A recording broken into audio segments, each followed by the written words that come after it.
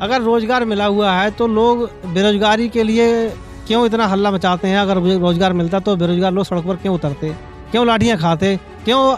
अभी कुछ दिन पहले आपने पढ़ा होगा, शिक्षा मित्र की जो पत्नियां हैं उन्होंने अपने बाल मुड़वाए। अगर रोजगार उन्हें मिलता भरपूर पर्याप्त मात्रा में तो क्यों बाल मुड़वाते?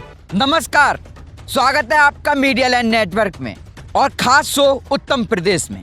मेरे साथ इस वक्त देवेंद्र मैथिल जी मौजूद हैं जो आंवला विधानसभा 126 से निर्दलीय दांव खेल रहे हैं। बरेली जिले की बेहद महत्वपूर्ण विधानसभा आंवला से आपका सबसे पहले बहुत बहुत स्वागत है मीडिया लैंड नेटवर्क। धन्यवाद। सबसे पहले मैं बताऊं आपको भी और आपको भी, ये उत्तम प्रदेश खास शो आपके लिए भी और आपकी आवाम के लिए भी बड़ा ही महत्वपूर्ण है, क्योंकि इसमें प्रत्याशी बताते हैं कि अगर हम विधायक बनते हैं तो हम अपनी विधानसभा के लिए ये कर सकते हैं ताकि उत्तम प्रदेश बनने में हमारी विधानसभा की अहम भूमिका हो। तो सर, सबसे पहले क्या आपकी आगामी योजनाएं हैं जो आप जनता तक घर घर जाकर पहुंचा रहे हैं और आप मीडिया लैंड नेटवर्क के माध्यम से पहुंचाना चाहते हैं? सबसे पहले हमारे क्षेत्र में एक कमी है कि जो रोड हैं सब टूटे हुए हैं। अधिकतर रोड जो गांव से जुड़े हुए हैं वो टूटे हुए हैं। लोग जाते हैं आते हैं तो उनको बहुत असुविधा होती है जाने में। कहीं कोई गड्ढे में जाकर के मोटरसाइकिल से गिर गया, हाथ पैर टूट गए उसके, तो वो तो विकलांग हो गया, या फिर उसका पैसा बहुत ज़्यादा लग रहा है, ज़मीन बिक जाती है उसकी। तो जो छोटी छोटी बातें हैं लेकिन बहुत खतरनाक बातें हैं, तो इनको पहले बदलना है हमें।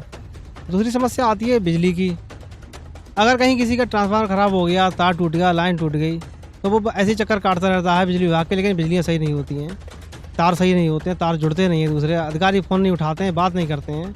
तो उन समस्याओं को दूर करना है। बात बात पर उनको पैसा चाहिए, हमको ये चीज़ ख़त्म करनी है कि ये भ्रष्टाचार ख़त्म हो, कि जरा सी बात के लिए पैसे चाहिए उनको।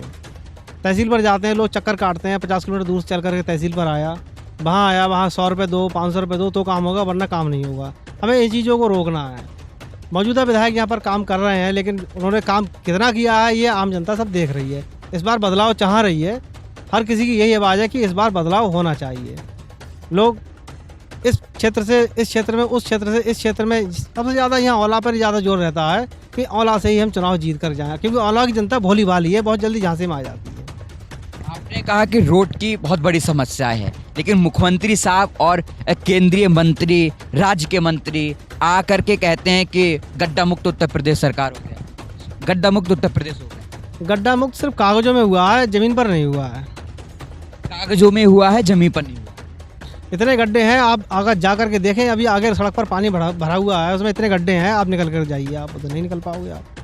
बिजली की भी समस्याएं, लोग कहते हैं पब्लिक शो करते हैं तब भी लोग बताते हैं कि 18 घंटे बिजली हो गई। 18 घंटे बिजली हो गई है, बिजली आती है, लेकिन जगह जगह जब तार टूट जाते हैं तो उनसे पूछो उनका तार कैसे सही होता है, ट्रांसफार्मर फूक जाता है, वो कैसे सही होता है। महीनों लग जाते हैं चक्कर काटते काटते, नहीं सुनते हैं वो लोग। दूसरी समस्या एक और हो गई है, गायें इतनी हो गई हैं, लोग रात भर दिन भर खेत पर बैठे रहते हैं। अभी हमारे पड़ोसी गांव में एक व्यक्ति को एक बिस्कपड़ा होता है, उसने काट लिया, पूरा व्यक्ति वो नीला पड़ गया। अभी तक अब पता नहीं उसका ठीक हुआ है नहीं हुआ, लेकिन मैं समझता हूँ वो ठीक होगा नहीं, वो जो है वो ज़्यादा ही गंभीर हालत है उसकी। आप किस प्रकार की चुनौती समझते हैं? आपका जिससे मुकाबला है वो कई बार के विधायक हैं और अब तो सपा से RK शर्मा भी हैं, तो कहा जा रहा है कि फाइट एकदम तगड़ी है और आप एकदम निर्दलीय। भाई दोनों मौजूदा विधायक हैं और आंवला की जनता को दोनों ने खूब बेवकूफ़ बनाया है। इस बार मुझे लग रहा है कि आंवला की जनता दोनों को ही बहुत अच्छे तरह से उनको उस मुकाम पे पहुंचाई, कभी सोचेंगे नहीं कि हम इलेक्शन दोबारा लड़ें। आपने राजनीति ही क्यों समाज सेवा का एक रास्ता चुना? राजनीति एक ऐसा माध्यम है जहां से समाज सेवा आसानी से हो सकती है, लोगों को समझा जा सकता है, उनकी जो समस्याएं हैं वो राजनीति के माध्यम से ही हल हो सकती हैं और कोई माध्यम नहीं है जिससे वो समस्या हल हो सके। जिस तरह के अभी परिस्थिति बनी हुई है, तो अगर 10 मार्च के बाद अगर आपकी ज़रूरत किसी भी पार्टी को पड़ी, अगर आप विधायक बनते हैं तो आपकी पहली पसंद कौन सी पार्टी है? देखिए, ये कहना मुश्किल है कि कौन सी पार्टी पसंद है। जो नीति जिसकी अच्छी होती है और जिसकी नीयत अच्छी होती है, वही पार्टी अच्छी होती है। जिसको जनता पसंद करे वो हमारी पसंद है। ये चॉइस सिर्फ एक व्यक्ति की नहीं होती, चॉइस सबकी होती है, जनता की होती है, वो चॉइस अच्छी होती है। आपकी पहली पसंद क्या रहेगी? इसलिए आपने जनता ये सवाल अभी नहीं, इस सवाल का जवाब अभी नहीं देना उचित है, क्योंकि ये 10 मार्च के बाद ही देना उचित होगा। 10 मार्च के बाद उचित देना होगा। आप लगातार गांव में घूम रहे हैं, अब इस बार क्या नया है? नया ये वर्चुअल रैलियाँ चल रही हैं, डोर टू डोर अभियान चल रहा है, तो आप क्या इस बार नया बताना चाहेंगे और प्रत्याशियों के लिए ये अपने अनुभव से इधर सीख रहे हैं? डोर टू डोर में ये होता है कि अनुभव ये है कि अगर हम डोर टू डोर जाते हैं, चुनाव आयोग ने ये बहुत अच्छी काम किया है कि सब प्रत्याशियों को ये कहा है कि डोर टू डोर जाइए और वोट मांगिए। डोर टू डोर जाने से ये पता लगता है कि हमने कितना विकास कराया है, कि कौन व्यक्ति हमसे कितना खुश है, कितना ना खुश है। दूसरा, उस व्यक्ति की वास्तविकता परिस्थिति है क्या, वो कितना सुखी है, कितना दुखी है, कम से कम जाके देखेंगे तो। ये चुनाव आयोग की बहुत अच्छी पहल थी और हम इससे सहमत हैं।